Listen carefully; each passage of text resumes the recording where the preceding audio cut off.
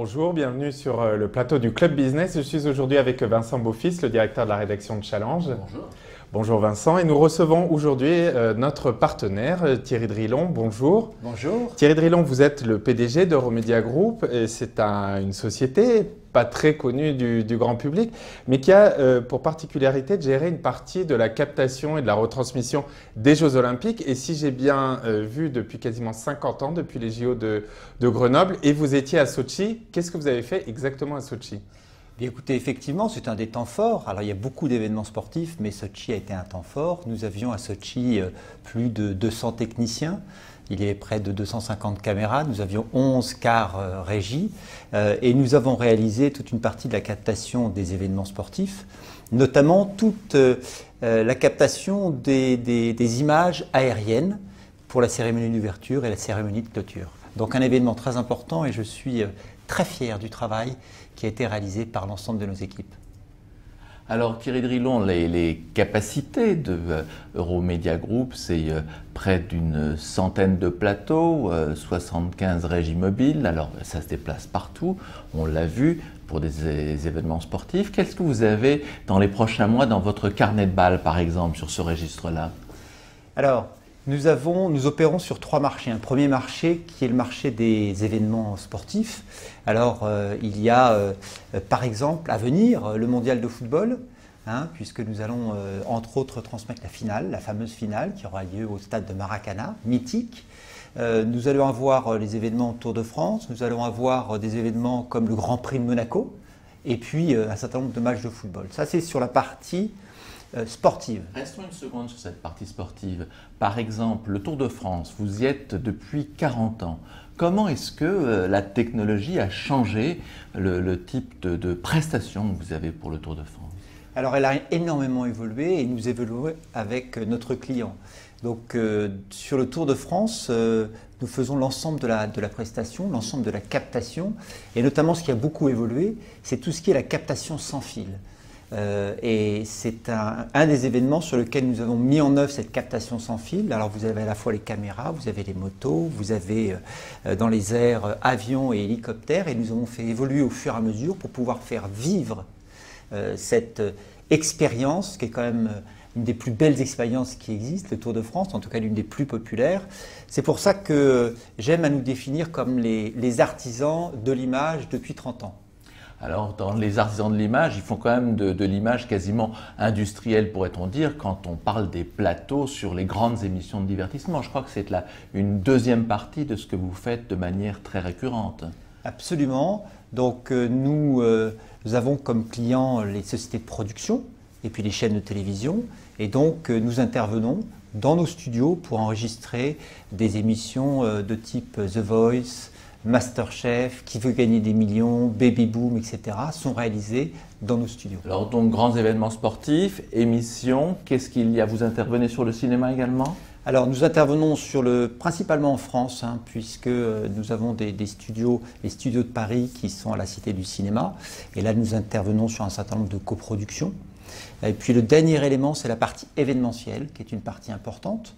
Si vous prenez par exemple les retransmissions sur TF1, du 14 juillet, elles sont réalisées par nos équipes, mais ce sont aussi des concerts, Elton John, Beyoncé, etc. Donc tout ce qui est le domaine événementiel. Et puis nous aimons dans le groupe tout ce qui est mariage princier, parce que c'est pour nous l'occasion de pouvoir faire du business complémentaire.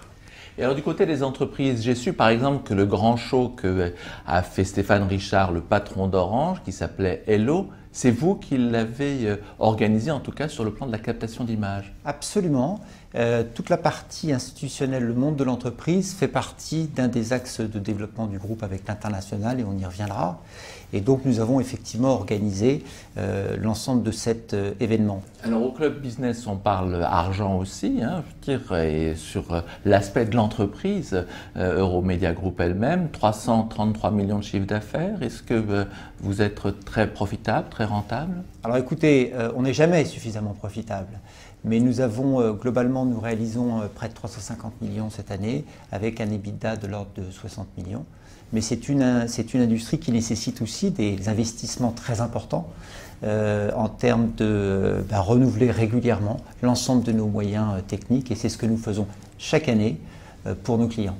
Euromedia Group est né sur les bases très anciennes de ce qu'était la SFP, mais vous êtes maintenant bien au-delà de la SFP, mais surtout des frontières françaises. Absolument, puisque nous sommes présents sur 7 pays en Europe, avec des positions soit de numéro 1 et numéro 2, positions que nous avons récemment élargies avec l'acquisition d'un acteur très important en Europe, qui était la société Alphacam, et qui nous a permis de pouvoir à la fois augmenter notre présence en Europe, de pouvoir adresser de nouveaux territoires comme le Moyen-Orient, et de devenir le numéro 1 mondial dans tout ce qui est le domaine de la captation sans fil, qui est extrêmement important. Vous parliez du Tour de France, et bien tout ou partie de la captation des images qui sont faites pour le Tour de France sont faites sans fil. Qui possède Euromedia Group? Alors le groupe a 4 principaux actionnaires, les fondateurs qui il y a 30 ans ont créé le groupe et l'ont développé et ont eu cette vision européenne. Il y a Allianz, il y a le groupe Bolloré et puis il y a les Belges du groupe Ackermann. Voilà les... Et il y a quelques mois, on avait entendu dire que des fonds étaient intéressés à racheter votre entreprise. Est-ce que c'est quelque chose que vous redoutez ou que vous attendez? Est-ce que ça rentre dans les schémas d'avenir d'Euromedia Group? Si vous voulez, j'ai donné comme vision stratégique sur les 5 prochaines années au groupe de devenir le leader international sur l'ensemble de la chaîne de valeur de l'image. Et ça va passer par une internationalisation encore plus importante. L'acquisition que nous avons effectuée sur l'année 2013 a été une acquisition qui était la plus grosse acquisition sur ce marché depuis 5 ans. Donc, indiscutablement, ça a attiré un certain nombre de regards bienveillants.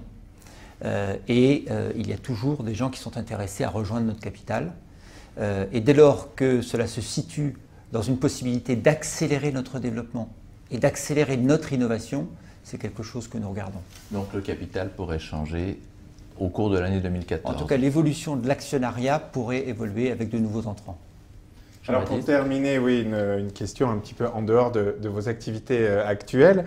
On avait envie de parler avec vous un petit peu de télécom, puisque vous avez été longtemps chez Cisco et qu'en ce moment, les télécoms en France, ça bouge beaucoup. À votre avis, à quoi vont ressembler les télécoms, je ne sais pas, dans 1 an, dans 5 ans en France? Est-ce qu'il va y avoir une consolidation? Comment vous voyez les choses? Le secteur des télécoms a toujours été un secteur qui a évolué avec des soubresauts. Souvenons-nous de ce qui s'est passé en 2000 avec l'éclatement de la bulle. Et puis ce secteur s'est redéveloppé avec la mise en œuvre de la 3G, maintenant avec la mise en œuvre de la 4G. C'est globalement un secteur qui est en croissance. Bon, il faut s'en féliciter. La deuxième chose, c'est qu'il faut regarder des chiffres d'un point de vue macro. Il y a quelques 150 opérateurs télécoms en Europe. Aux États-Unis, il y en a 4. Donc ça veut dire qu'il y aura de toute façon un phénomène de consolidation. Tout cela bénéficiant au consommateur final.